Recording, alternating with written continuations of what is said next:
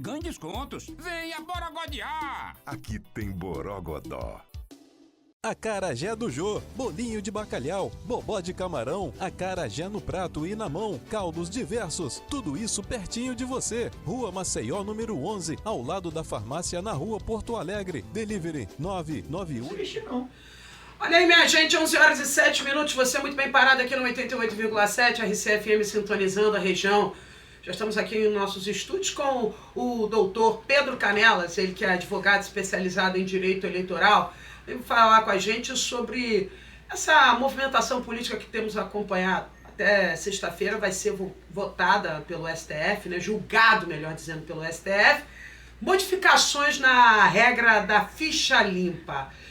E se essas modificações forem feitas, da maneira como elas forem feitas, elas podem facilitar a vida de alguns pré-candidatos que ainda têm ali alguns esqueletos guardados no guarda-roupa, né, se isso não for redundante. Primeiro eu quero dar as boas-vindas ao doutor Pedro, agradecer sua presença, ceder um pouquinho do tempo. Olha que arrumar 5 minutos da agenda desse homem aí é milagre. Obrigada, Pedro. Querida Renata, bom dia a você, bom dia a toda a sua audiência. É sempre um prazer estar aqui e o convite seu é intimação, convocação, não posso faltar, pô. Assim que eu gosto. Pedro, a primeira coisa, essa lei da ficha limpa aí, tem muita gente dizendo que já está livre para se candidatar, mas eu sei que algumas regras ainda não foram definidas e que o STF tem que bater o martelo. Como é que está esse cenário? Lei da ficha limpa. O que está sendo discutido em termos de mudança? Ô, Renata, a lei da ficha limpa, né, que é uma lei complementar que alterou a lei das inelegibilidades, ela gerou esse... Hoje a lei complementar 64, ela levou esse apelido, né, de lei da ficha limpa. E pós-lei da ficha limpa, outras leis vêm remendando a lei da ficha limpa e mais uma vez o Congresso fez para alterar uma contagem de prazos de inelegibilidade, enfim. E a grande questão que nos cabe aqui trazer de informação é que até o presente momento não temos uma definição se as alterações feitas na última alteração vão valer ou não vão valer, por quê? A ministra Carmen Lúcia, relatora do processo da ADI, que está em julgamento desde sexta-feira passada até a próxima sexta-feira no plenário virtual do Supremo, ela está julgando procedente a ação para julgar essas alterações inconstitucionais. Já começa por aí, né? Então, por enquanto, só tem o voto dela e o voto que ela é contra. Ela é contra as alterações para que volte a valer a contagem dos prazos como previsto pela lei da ficha limpa e não com as alterações feitas pela lei complementar do ano passado, projeto, salvo engano, apresentado pela deputada Dani Cunha. E inclusive essas alterações, Dani Cunha, que é filha do Eduardo Cunha, diga-se de passagem, Eduardo Cunha, que foi o presidente da Câmara Federal por ocasião do impeachment da Dilma Rousseff, permaneceu preso um tempo. Tem aí várias situações envolvendo o nome dele e ele, claro, que sai beneficiado com essas alterações, né? Mas eu me lembro também que o próprio Bolsonaro, enquanto presidente, já tinha falado dessas alterações, já tinha mandado para o Congresso algumas medidas para mexer nessa lei da ficha limpa, não é isso? Exato, não já é a segunda ou a terceira vez que tentam fazer umas alterações. E acaba que sempre esbarra no Supremo. O Supremo utiliza uma fundamentação muito coerente com a jurisprudência interna, que é sobre a proibição de retrocesso. Você não pode aprovar uma lei que vai retroceder no combate à corrupção, na probidade. Então, geralmente essa é a fundamentação e, novamente, eu li o voto da ministra Carmen Lúcia, novamente a proibição de retrocesso dos direitos na proteção dos direitos fundamentais, o fundamento para suspender, para declarar inconstitucional. Só que, como eu falei agora, nós ainda temos 9 ministros a votar, até sexta-feira eles vão votar no plenário virtual e o voto dela é para julgar a ação parcialmente procedente, para declarar inconstitucional essas alterações na contagem do prazo das inelegibilidades. Quando fala assim contagem do prazo, né, Pedro, é para que comece a valer desde do exato momento onde houve esgotamento do recurso. Como é que seria essa contagem do prazo? Porque é justamente essa questão, por exemplo, Marquinho diz que prazo dele já esgotou, que ele está livre e desimpedido. Mas eu já ouvi dizer que tem quem diga que não é bem assim. Então, como é que é essa história do prazo? Explica pra gente com uma linguagem bem simples aí, porque esse juridiquês é que embanana a cabeça da gente. Para dar um exemplo só, tem uma inelegibilidade que vale, por exemplo, a pessoa foi cassada. Foi cassada. Foi O cassada. caso do Marquinho mesmo. Um deputado, mas vou falar genericamente, imagina que um deputado foi cassado e o prazo de inelegibilidade que se aplica a ele é 8 anos após o fim do mandato. É o prazo original da ficha limpa. Perfeito. A essa alteração que veio, ela determinou que o prazo seria 8 anos a contar da data da perda do mandato e não mais do fim do mandato. Então, por exemplo, imagina um senador que no 2º ano de mandato foi cassado. Sim. Pela redação original da ficha limpa, como o senador tem mandato de 8 anos, ele ficaria 8 anos inelegível depois dos 6 anos que ele ainda teria de mandato. Então ficaria 14 anos inelegível. Nessa redação nova, os 8 anos contaria a partir da data que ele perdeu o mandato. Ou seja, é uma diferença substancial. Então, esse projeto de lei tentou fazer isso para todas as inelegibilidades, para dar uma coerência maior, vamos dizer assim, uma reduzida nas inelegibilidades. Uma reduzida, né? Essas manobras que alguns advogados enxergam as brechas na lei e tentam criar jurisprudência. Aí vai para o STF dizer se vale ou se não vale. Você é um cara que está sempre em Brasília, conhece bem os bastidores do STF. Qual é o clima? Olha, eu como advogado, eu adorei essa lei, porque nós queremos defender os direitos do cliente em ser candidato, né? Mas eu sinto que o Supremo tende a aplicar a sua jurisprudência, que desde 2011, desde que eles julgaram a constitucionalidade da Lei Complementar 135, da Lei da Ficha Limpa, eles aplicam que a lei é constitucional e que não se pode retroceder a como era antes, então não se pode afrouxar essas regras que a Lei da Ficha Limpa criou. Eu acho que o Supremo tende a derrubar essas alterações. Olha aí, então...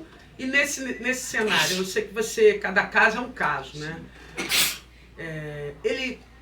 Insisto com a pergunta de Marquinho Mendes. Ele tá com o nome limpo para disputar a eleição ou ele tem ainda esqueleto no armário?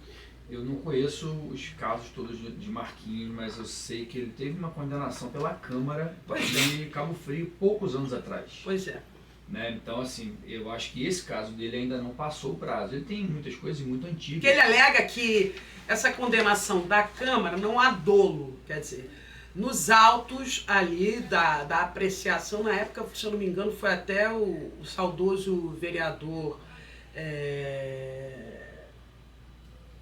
o vereador Josias da Suel, que foi o relator do processo, que apresentou a rejeição das contas de Marquinho. E Marquinho alega que ali apresentou, né, o parecer. Vai lá, prestação de contas do governo Marquinho. Aí tem lá, olha, não prestou conta disso, daquilo outro. Aí Marquinho, com os advogados, está alegando, não teve má vontade da minha parte, não. Foi erro técnico ali da equipe. Ali não prova que tem comprovação que houve má fé, vontade de desvio de dinheiro. Marquinho alega isso. Porém, eu me lembro que na época Josias dizia que não era bem assim. E aí? Isso é decidido dentro do processo de registro de candidatura. Ele dá entrada no registro, vamos dizer que ele queira ser candidato. O partido escolhe ele em convenção, aí dá entrada no registro da candidatura dele. E essa questão, se os requisitos da inelegibilidade da linha G, que é o que trata de contas, estão presentes ou não, é aferido pela Justiça Eleitoral depois que ele dá entrada no registro. E essa é a parte que eu falei que eu não conheço. Eu não conheço esse processo, não conheço a condenação, então eu não posso afirmar nada. Tá? Eu lembro que o fato dele ter uma conta rejeitada aconteceu, não vou lembrar o ano, mas eu tenho certeza que isso não tem 8 anos ainda. Não tem. Então, assim, se existe essa questão, isso vai ser levado, e ele for candidato, né? Isso vai ser levado com certeza à análise da Justiça Eleitoral. Agora, sempre tem essa questão do cara registrar a candidatura dele, torcendo para que ninguém o atrapalhe. Só que o mundo cor-de-rosa nem nas telas do cinema mais existe, né? Tendência, como é um candidato competitivo, é que os adversários questionem na justiça a disposição dele de se candidatar.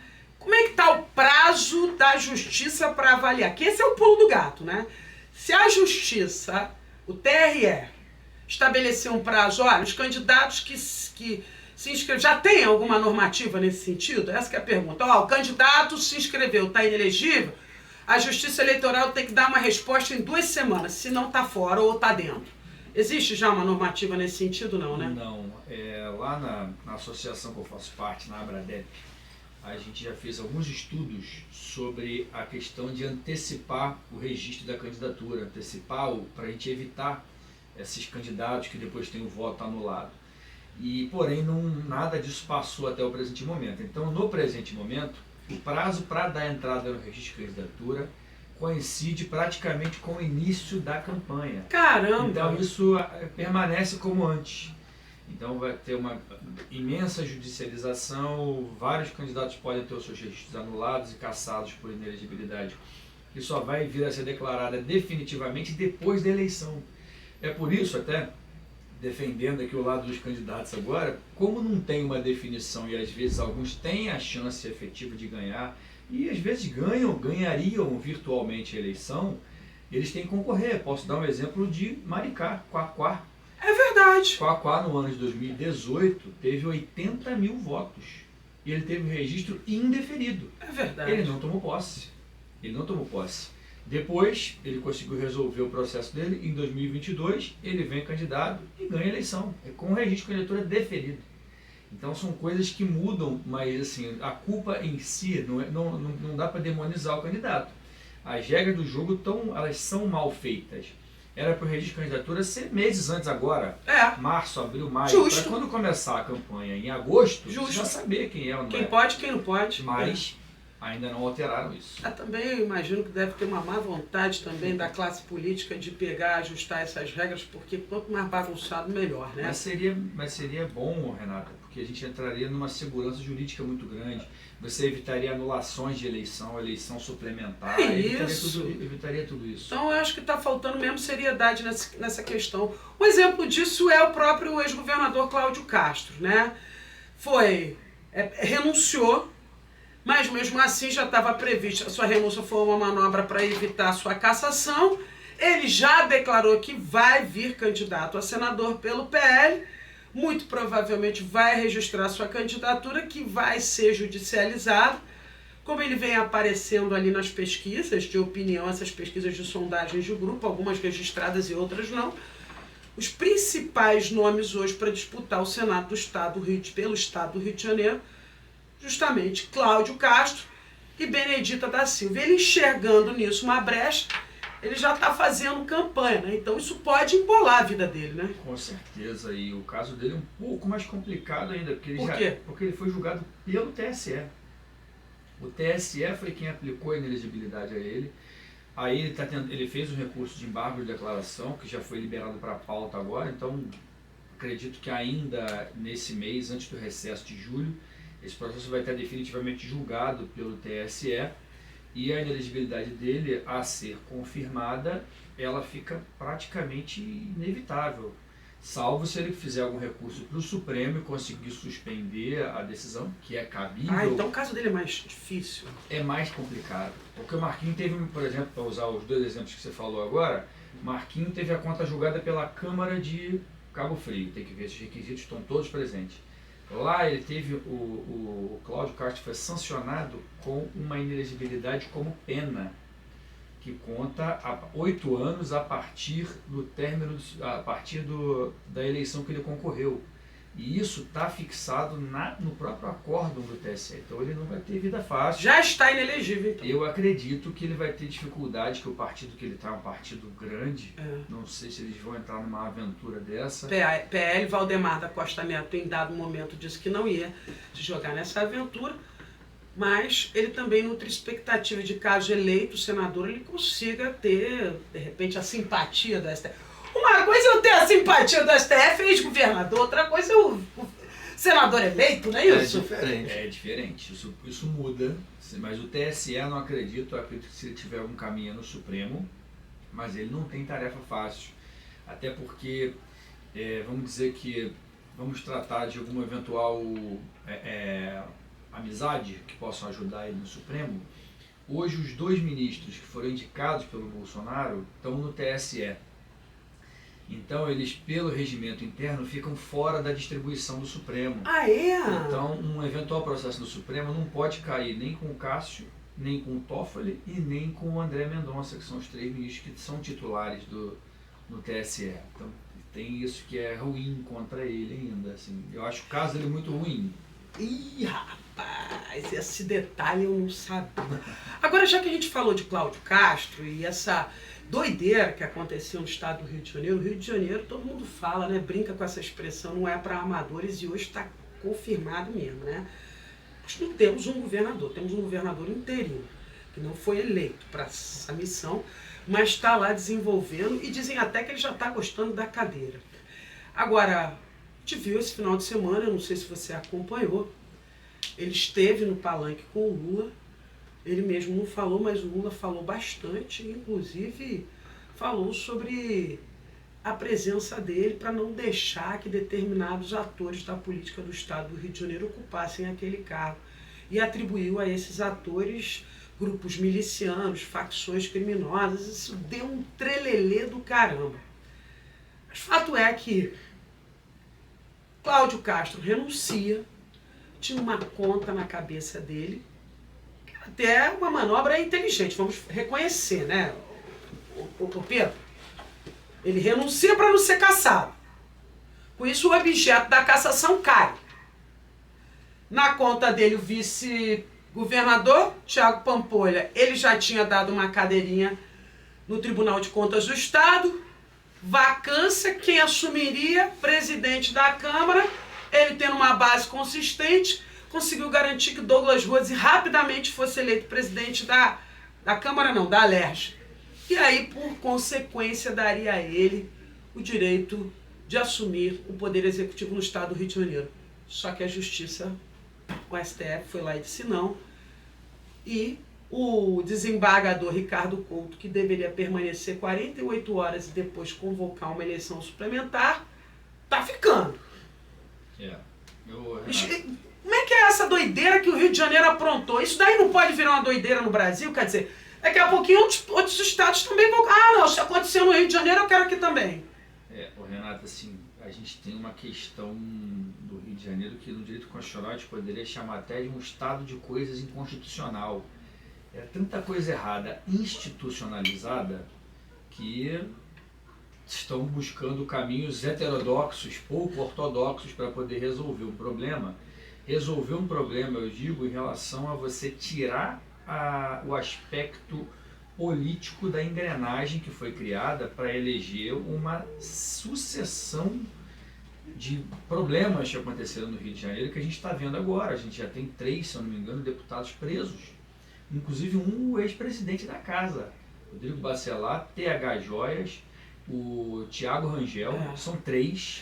Diga-se de passagem que o Rodrigo Bacelar era o candidato ao governo do estado na associação de favoritíssimo, eleito por unanimidade dos seus colegas da Alerj.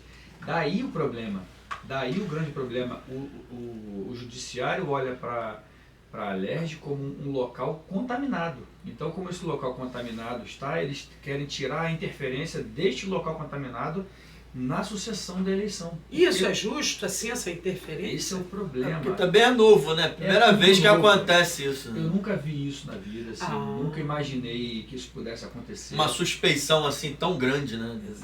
De toda a Alerj, né? Essa é a questão. E aí na linha sucessória, quem está? O presidente do TJ. Uma solução que encontraram foi porque, pelo distanciamento da política que ele tem, o governador interino tem, viram nele uma possibilidade dele continuar para que mantenha uma isenção do Estado até que a eleição venha e o povo escolha. E não a Alerj contaminada escolha um sucessor.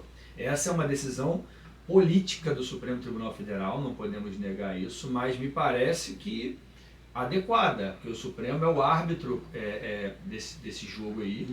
E a gente sabe, a gente que acompanha internamente, a gente sabe dessa interferência, a gente sabe do que vem acontecendo no Estado ao longo dos últimos anos aí, e, enfim, isso não começou no governo Cláudio Castro, até diga-se, para ser bem sincero, até onde eu acompanho, é bem anterior, é um troço que Tivemos Paulo Melo preso, Pisciani preso, André Correia, sei lá, mas um monte de deputados Nos habituamos, a verdade é a seguinte, a gente, não, assim, só a Benedita mesmo que não passou ali digamos assim, pelo esse alto comando do Estado do Rio de Janeiro, que não sofreu uma cassação, foi preso, o resto. É isso aí. Então, depois de Marcelo Alencar, todos os governadores que entraram tiveram algum problema grave. Todos, menos a Benedita, que ficou poucos meses ali também. 9 meses, né? E o resto, todos tiveram problema. Então, a gente tem esse estado de coisas inconstitucional no Rio de Janeiro, que não tem precedente, não tem outro estado. Eu tenho amigos advogados eleitoralistas em todos os estados, e a gente conversa muito, né? Eles fazem piada, muita piada com o Rio. Não, eles ficam curiosos para entender o que acontece no Rio, porque é muito atípico. É muito atípico mesmo, e a gente não sabe explicar, a gente sabe falar, a gente sabe narrar o que está acontecendo. Agora, explicar isso não é uma coisa que veio de hoje, entendeu? Só que está vindo à tona hoje. Já chegou a ter desembargadores envolvidos. Ministério Público, a gente teve um procurador-geral de justiça preso. O chefe do Ministério Público do Rio de Janeiro, Cláudio Lopes, foi preso. É mesmo, né? Assim, a história real conseguiu ser muito pior do que a ficção do filme Tropa de Elite, né? Se Muito você pior. parar pra analisar, né? Na hora que Tropa de Elite virou uma coisa assim... Virou gibi. boba. A galera que A trabalha... realidade é muito mais Mais complexa. cruel, Os roteiristas que trabalham com isso aí, se tiverem bons olhos para olhar o Rio de Janeiro, vão fazer um seriado maravilhoso. É. Porque tem pano pra manga pra fazer. Gente, é loucura. Loucura. E não à toa, eu pedi até pra baixar esse vídeo. Mostra ali, olha aí, ó. Quero repercutir com você esse vídeo, porque é justamente esse momento que aconteceu no final de semana. E vocês vão ver o Miguel Alencar ali nos fundos, gente. Vamos Dá lá. uma olhadinha nisso. O presidente Lula sapecou, hein? Olha aí que os bolsonaristas estão loucos com o Lula. Solta por aí, ó. Dá o retorno pro... Foi indicado. Eu nunca tinha te visto, governador. Mas quando começou esse processo, vai ter votação na Assembleia, vai ter... Eu falei, se a Assembleia indicar, vai vir o mesmo. Olha lá, Miguel. Se a Assembleia tivesse que indicar... É verdade. Um miliciano para ser... Sabe? Então deixa eu lhe falar uma coisa, aproveite. Essas coisas acontecem porque tem Deus. Aproveite. Aproveite esses 6 meses que você tem, ou 10 meses, aproveite. Faça o que muita gente não fez em 10 anos nesse Estado. Ajude a consertar esse Estado. Ajude a consertar esse Estado. Pode ficar certo que é isso que o povo do Rio de Janeiro espera de você. É, Isso pai. daí deixou Não é mole Douglas não, hein? Ruas indignado. Né? Douglas Ruas depois foi para... Eu até pedi aí para separar alguns vídeos. Eu marquei também, João, o Douglas Ruas respondendo, tá no grupo, joguei ontem de noite. E aí, o que você vê dessa fala do Lula aí?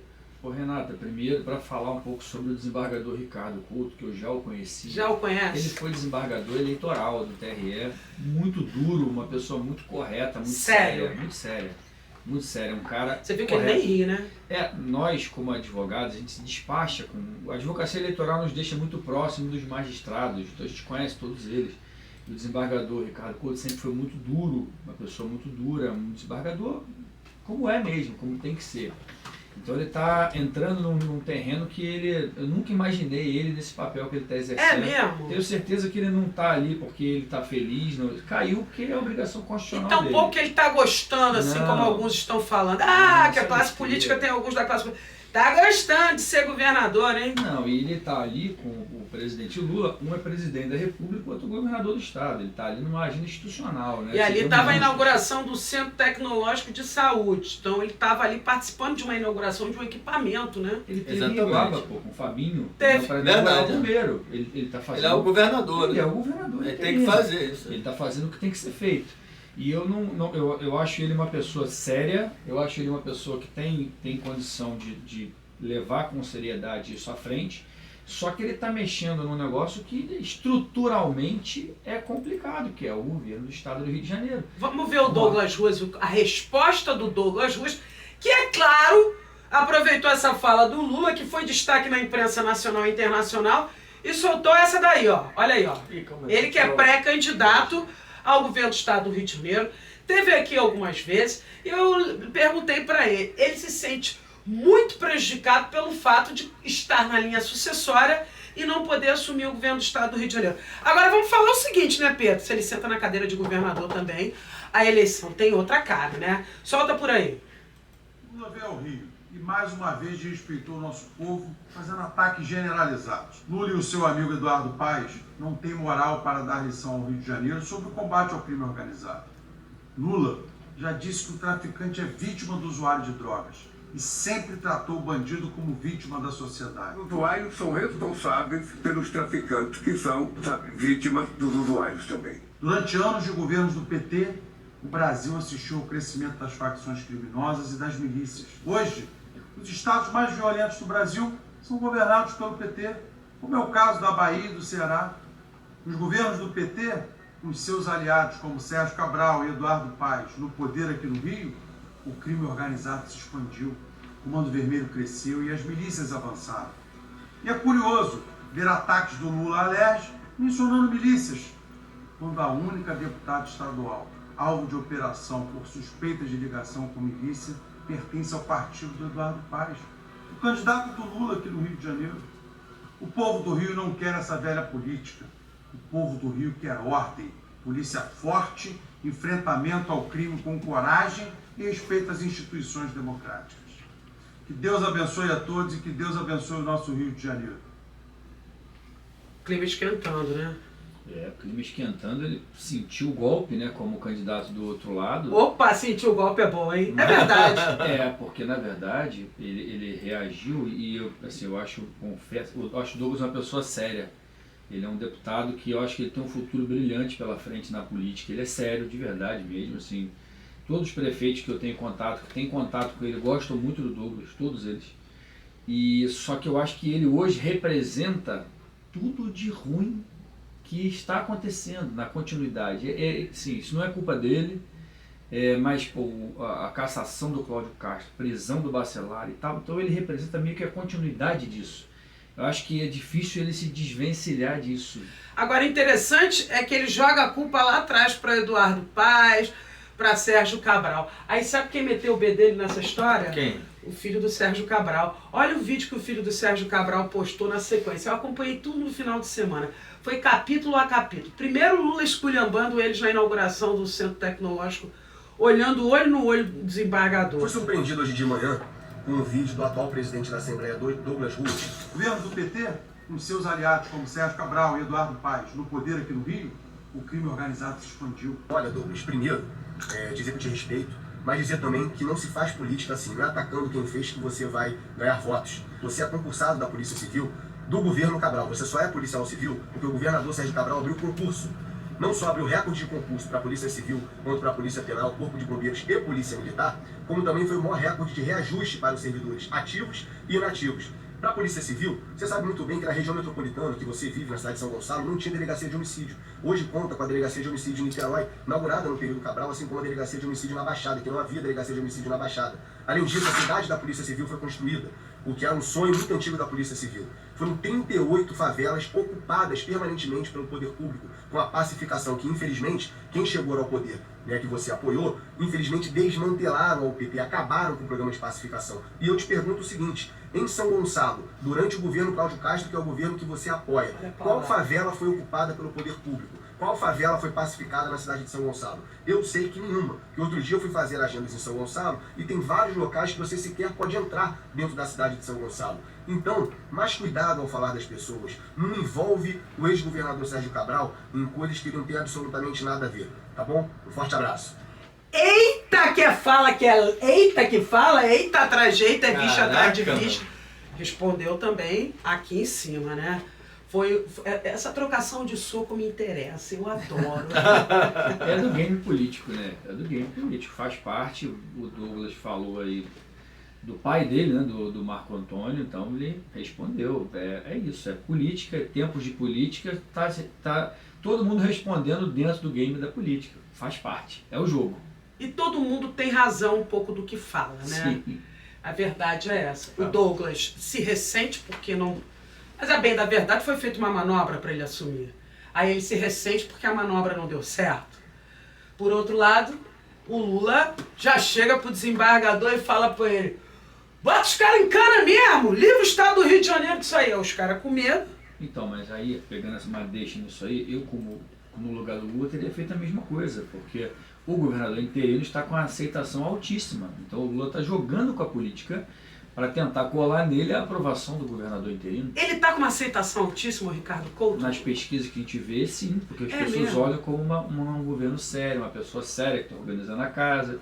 É política, não tem jeito. O Adilson Pires, pré-candidato a deputado estadual, que inclusive foi vice-prefeito com o Eduardo Paes, esteve aqui na última sexta-feira e ele trouxe uma reflexão que eu acho curiosa. Ele disse o seguinte: se não for esse governador para fazer o que tem que ser feito, ninguém vai fazer. E não pode ter processo eleitoral, porque como ele não tem continuidade política, é ele que tem a disposição, a blindagem, enfim, em outras palavras dito isso, né? É porque ele não é candidato, ele não pode ser candidato. Até esses dias me mandaram uma postagem de um órgão de imprensa falando que ele poderia eventualmente vir a ser candidato a governador. Não pode.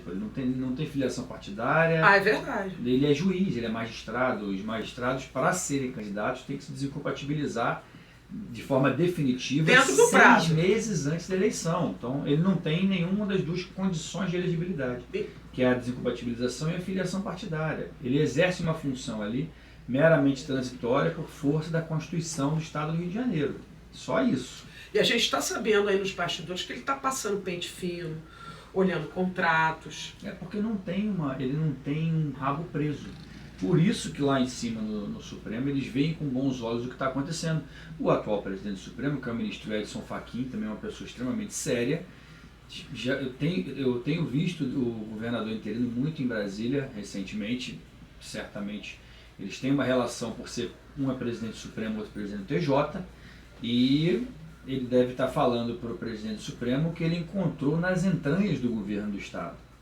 Então, assim, isso que está acontecendo no Supremo, eu também não estou aqui para advogar para o Supremo, mas me parece que não é à toa, me parece que não é com uma finalidade política, é por uma questão estrutural, por uma questão conjuntural. Então, olhando o que está acontecendo, falando, olha isso. Despacho com despacho, quer dizer, o governador interino e desembargador despachando direto com o presidente do STF é outra realidade, né?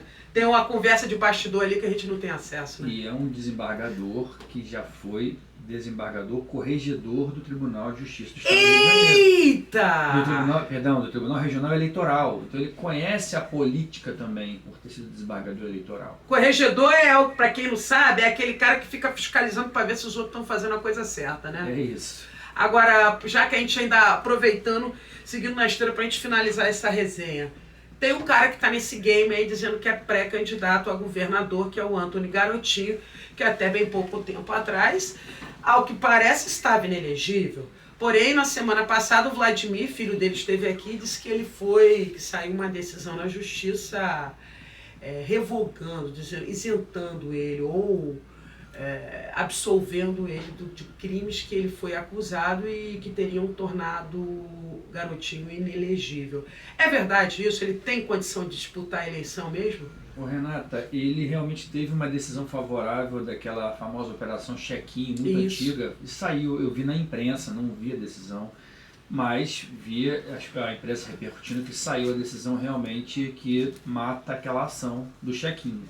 Se ele não tem outros problemas e era só isso, eu acho que ele vai poder ser candidato, mas aí é combinar com o povo a questão dele ser candidato e eventualmente com potencial para ganhar a eleição, porque ele também tem uma série de problemas no seu nome, ligados a seu nome na história. Que a política é interessante, que o tempo vai passando, as coisas vão sendo esquecidas, né? Então eu acho que politicamente ele pode ter alguma dificuldade. Ele foi candidato a vereador no Rio e perdeu a eleição. Agora, em 2024. Eu nem lembrava disso. Ele foi candidato a vereador, salvo engano, ele teve 8 mil votos. Gente, que votação medíocre para vereador. Eu não lembro se o Vini puder até confirmar aí. Eu acho que foi 8 mil votos que ele teve para vereador, um cara que foi governador, candidato a presidente da República, então... Não tá com essa bala, mas agora ele tá girando a metralhadora dele. Eu sinto que a estratégia dele também é um pouco mirar virar a metralhadora girando para todo mundo, dar tiro para tudo quanto é lado para poder chamar a atenção. E ele tem lacrado na internet com essa estratégia. Eu acho que se dessem a chance para ele do mandato tampou, ele ia dar trabalho nessa eleição, hein? Tu não acha, não? Eu acho que não. É? Eu acho que não. Eu acho que o povo do estado do Rio de Janeiro está muito saturada dessa história toda que está acontecendo no estado, do longo tempo. E o Garotinho é uma dessas peças, assim. O próprio Marco Antônio que apareceu aí. O Marco Antônio é uma pessoa também super do bem, mas a rejeição ao nome do pai dele atrapalha ele. A carreira então, eu acho dele. que essas coisas elas acontecem, são fatos da vida mesmo, não tem não tem muito o que fazer, ele tem que trabalhar para desconstruir isso, mas acontece essas rejeições. Eu acho que Garotinho tem essa rejeição. Tem mesmo. Tem um índice de rejeição contra Garotinho é gigante. Ele pode até ter sua intenção de voto, tem um pessoal que gosta dele, quer votar nele, mas eu identifico que tem muito mais gente que tem preocupação com ele, com o poder na mão, né? Exato. Olha, nós já falamos aqui um bocado de coisa, tem algo aqui que eu não tratei que você acha importante dividir com a nossa audiência, Pedro? Ô, Renata, sempre tem uma preocupação grande quando fala de política do cenário dividido, né, que a gente tem no país, essa polarização boçal que acontece. E eu acho que a gente tem que refletir, olhar para dentro e pensar no que está se fazendo aí, porque eu vi recentemente a filha daquele do cônsul, que foi atropelada no Rio, que morreu. Sim, filha de um cônsul em Ipanema. Descobriram que ele tinha alguma vinculação ideológica mais com a esquerda. Cara, os comentários assim na rede, mereceu morrer. Meu Deus do céu. Eu vi aquilo e não acreditei, assim, não acreditei. Eu acho isso uma coisa, o povo tem que parar para entender que política é reflexão de opostos. Você bota ideias opostas para debater e chega num caminho melhor. E não isso aí, assim, isso me deu um impacto. Eu vi aquilo, eu não acreditei. Aliás, eu vi a notícia falando desses comentários, eu falei, pô, não é possível. Aí eu entrei para ver. Cara, os comentários horripilantes, assim, petista tem que morrer mesmo, assim, um troço de... E do outro lado também é verdadeiro, tá? Porque tem uma ultra esquerda aí que comemora a facada do Bolsonaro, assim. Uma coisa de louco, né? Eu acho que a gente tem que olhar para a política como oportunidade de escolher um caminho melhor para frente. É. Às vezes vai ser mais para a esquerda, às vezes vai ser mais para a direita, mas tem que ter uma pacificação política. E o que eu queria deixar de reflexão era mais ou menos isso, porque as pessoas elas se odeiam de uma forma que daqui a pouco isso vai continuar sendo somatizado na vida real, como aconteceu na eleição passada. Poxa, tivemos assassinatos. O assassinato do cara que estava comemorando aniversário. Teve um outro trabalhador que bateu boca com o colega, arrancou a cabeça dele, rapaz, degolou o cara. É um troço. O outro que deu uma facada dentro de um bar na Bahia. E a política não é isso. Não é isso. A política... Para você que é advogado, então, que está acostumado a advogar para todo mundo, você sabe que no final das contas senta todo mundo na mesma mesa e toma café, quando não uísque, né? Exatamente isso. E na ponta não tem essas brigas. Eu cansei de ver deputado do PL e do PT junto, brincando, conversando. E não existe essa guerra ideológica que travam na internet aí. Assim, isso é muito ruim. Então, sim, é quase que um desabafo, porque eu vi isso, eu achei um absurdo. E a gente tem que fazer uma autorreflexão quanto a isso, porque isso vai afastar ainda mais as pessoas da política, quando o ideal seria trazer as boas pessoas, as boas ideias, de esquerda ou de direita, para a política. Você falou uma verdade. Esse negócio, essa polarização dá medo de entrar para a política. Essa que é a verdade. A gente vê nomes aí, outsider, que entram, que eram pessoas que tinham alta aprovação popular, entrou e se filia a um partido político, acabou a vida dessa pessoa, a vida vira um inferno, né? É isso. Eu acho que a política é justamente para ajudar e não para atrapalhar, mas eu concordo com você, parar de olhar para a direita e para a esquerda e começar a mirar no centro. Lembrando que nós temos aqui nosso quadro Like e Dislike. Vini vai preparar a vinhetinha, você já participou, você sabe muito bem, a câmera é aquela dali, eu tô curiosa para saber para quem vai ser o like e seu dislike hoje, hein? Atenção, atenção, doutor Pedro Canella, um dos maiores nomes do direito eleitoral desse nosso país, pelo menos aqui no estado do Rio de Janeiro. Agora você já é patrão aqui na nossa região do comando. Eu quero saber, Vini Martins, solta a vinheta. like e dislike. Doutor Pedro Canelas, para quem vai ser o like ou para o que vai ser o like hoje? O meu like vai para os, não sei o número de cabeça agora, os candidatos e candidatas da região dos lagos que estão se colocando na disputa. Muito bom. Nós temos 1 milhão de votos aqui na região dos lagos aproximadamente. Dá para eleger 4, 5, 6 deputados e nós temos um deputado, Pedro Ricardo Saquarema. 2, né, com a Franciane, mas dá para ter 6, 7. Uma bancada! Uma bancada, tem excelentes nomes. Parabéns a todos vocês que estão se colocando na disputa. Não briguem entre si. Tem vaga para todo mundo, tá? Então assim, meu like é porque eu estou vendo o engajamento, participo de vários, tenho vários clientes que são candidatos, estou feliz da vida com isso e espero que a gente tenha aqui 5, 6 deputados eleitos na região. Temos espaço para isso. Ah, eu amei isso, gente. Alguém que falou que sua fala me representa demais. Agora eu quero ver o dislike, hein? Doutor Pedro, puxão de orelha vai para quem? Ou para o quê? O puxão de orelha vai para o que eu acabei de falar sobre a questão da polarização. Eu chamo isso de uma idiotização da política, que a política não diz isso. A política não é você matar o outro, não é nada disso. É você debater ideias. E o meu dislike vai para o que a internet está piorando na política. A gente precisa reverter isso porque nós precisamos retomar a política com intenção, com ideias mais à esquerda ou mais à direita, mas sempre respeitando a divergência de pensamento. Porque o coleguinha do outro lado, lá, o deputado, não é inimigo. Às vezes é uma ideia mais progressista, outra é uma ideia mais conservadora, mas ali você acha um meio termo. Essa polarização, meu dislike vai para a idiotização da polarização. Dei like nesse seu dislike aí e também dei like no seu like. Pedro, sempre um prazer bater um papo com você, sempre a gente aprende demais. Obrigada pela sua participação. E pode ter certeza que eu vou convocar você outras vezes até outubro aqui, porque a gente vai ter muita dúvida para tirar até lá, porque vai ter muita água passar debaixo dessa ponte.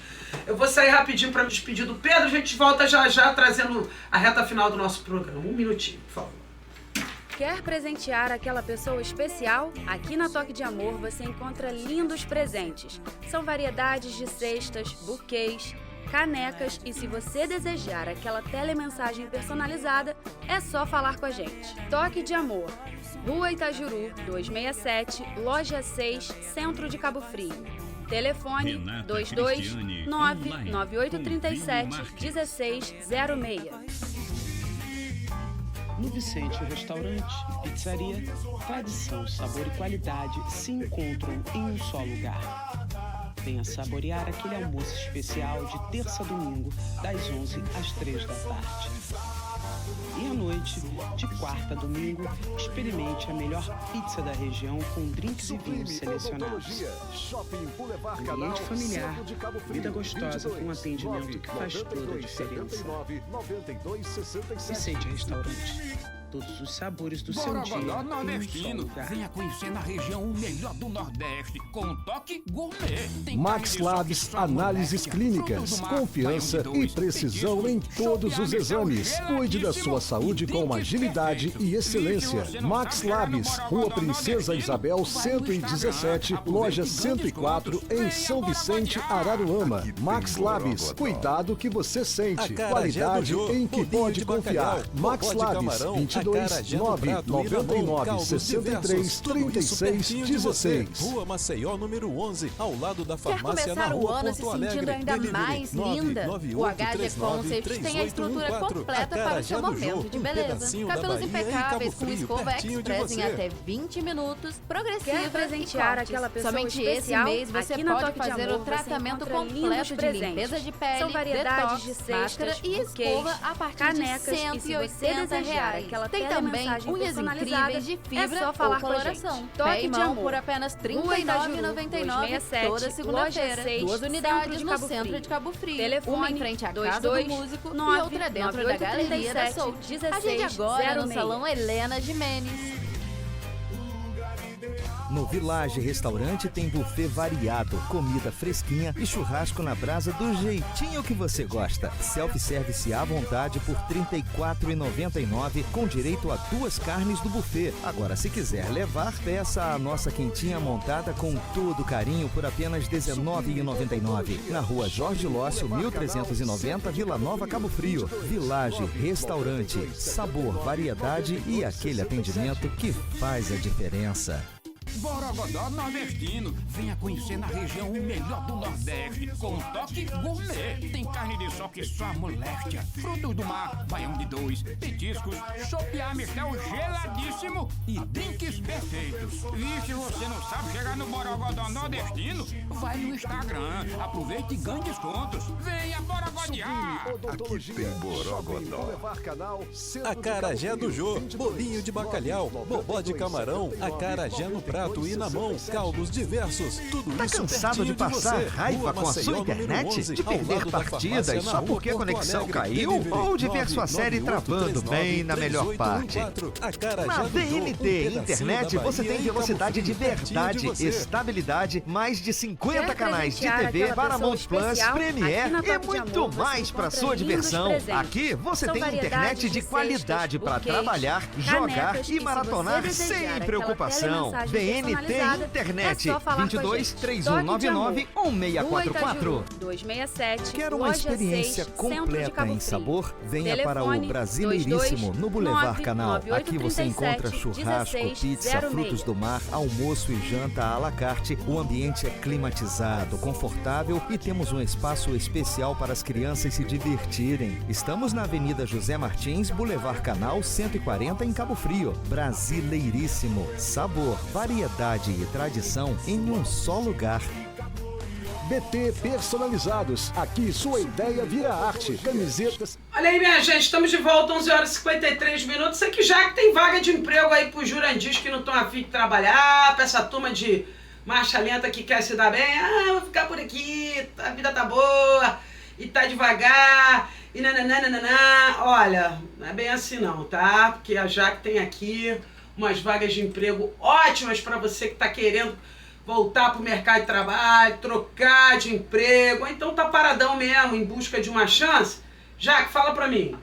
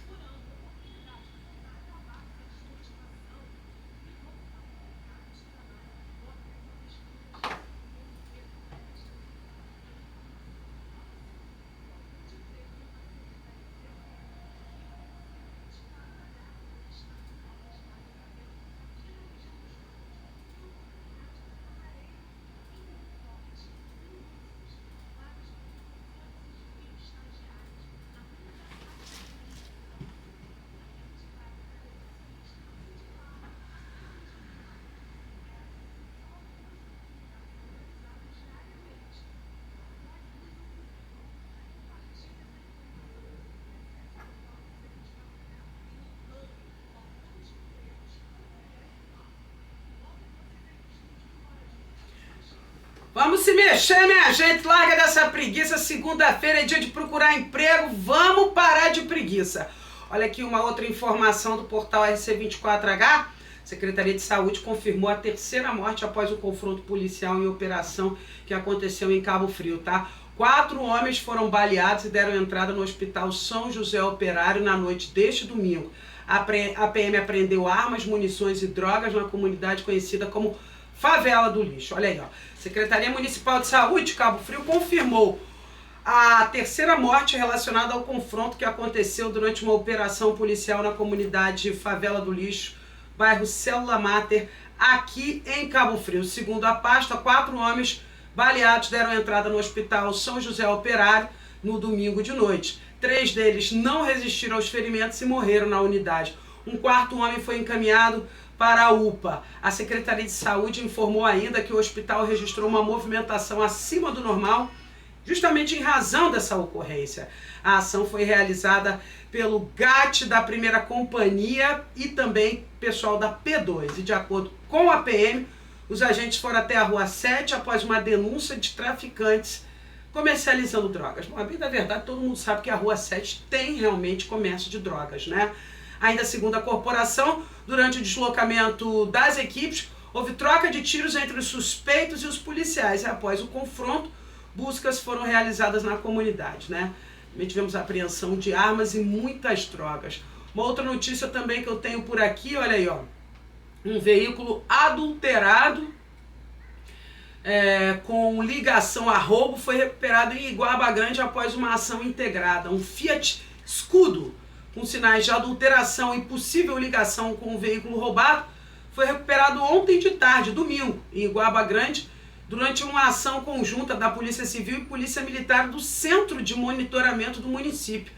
Segundo a ocorrência, as equipes receberam a informação de que um automóvel suspeito de envolvimento em um roubo registrado anteriormente estava trafegando pela RJ 106, a rodovia Amaral Peixoto, sentido São Pedro da Aldeia.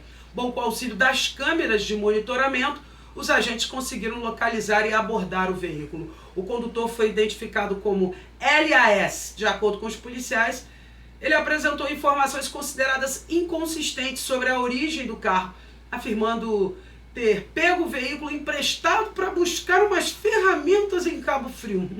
Sei. Bom, durante a fiscalização, os agentes identificaram irregularidades nas placas do automóvel. Com o apoio de um scanner automotivo, foram constatados divergências entre os dados eletrônicos e os registros do veículo abordado. Ainda conforme a ocorrência, a análise apontou ligação com um automóvel que possuía registro de roubo. A perícia foi acionada e confirmou a adulteração. O caso foi encaminhado para as autoridades policiais e as medidas cabíveis foram adotadas. Hoje também é o dia da adoção, né, Vini? Exatamente. E aí nossa repórter Thalita Porto deu um pulo lá no Fórum de Cabo Frio para tratar desse assunto. Tem gente que sonha em adotar uma criança. Só que a adoção da criança às vezes pode significar uma burocracia. E tem gente que prefere fazer aquela adoção, digamos assim, no paralelo, né? Adoção mais ali no corre da vida. Só que também tem suas desvantagens. Bom, como hoje é o dia da adoção, eu pedi para a Thalita ouvir o órgão para saber onde funciona e o que precisa ser feito para quem sonha em adotar uma criança. Vamos lá, Thalita, é com você. A jornada da adoção deve seguir os trâmites legais do judiciário. O candidato deve se dirigir à primeira vara da infância e da juventude, no Fórum de Cabo Frio, no Braga, onde eu estou aqui agora. Ele tem que apresentar documentos e participar do curso de preparação obrigatório oferecido pelo tribunal. Então, assistentes sociais e psicólogos realizam entrevistas. Após o parecer favorável do juiz, os pretendentes são integrados ao Sistema Nacional de Adoção e Acolhimento. Vale lembrar que em Cabo Frio tem um abrigo municipal, Casa da Criança e do Adolescente, que presta acolhimento temporário para menores. A maioria dos jovens que aguardam uma família substituta na região é composta por crianças mais velhas. Porém, grande parte das pessoas que entram na fila preferem bebês ou crianças de até 3 anos. Eu volto ao estúdio. Esse é o problema, né? Obrigada, Thalita. Esse é o problema, né? Todo mundo quer um bebezinho. E aí as crianças que têm um pouquinho mais de idade ficam lá, sempre no final da fila, esperando. Agora, eu acho importante que tenha esses cursos, né, Vini? Para você poder adotar, para saber se você tem cabeça para isso mesmo. Porque às vezes a pessoa... Pô, eu soube de uma atriz, se eu não me engano, foi... Não sei qual foi a atriz. Não sei se eu tô... Não, acho que foi Pet que ela adotou. Mas teve uma... Enfim... Tem casos de pessoas que adotaram, que eu já li, e depois se arrependeram da adoção e foram lá devolver a criança. Então isso é de uma irresponsabilidade, por isso que é importante fazer o curso, fazer os procedimentos corretos, para que você evite uma situação como essa. Porque assim, está você e a criança preparada para uma adoção regular, à luz da justiça e protegida pelos órgãos do Estado, né? Então... Para você que deseja adotar uma criança, fica a dica. Vale a pena cumprir todos os procedimentos, por mais que seja trabalhoso.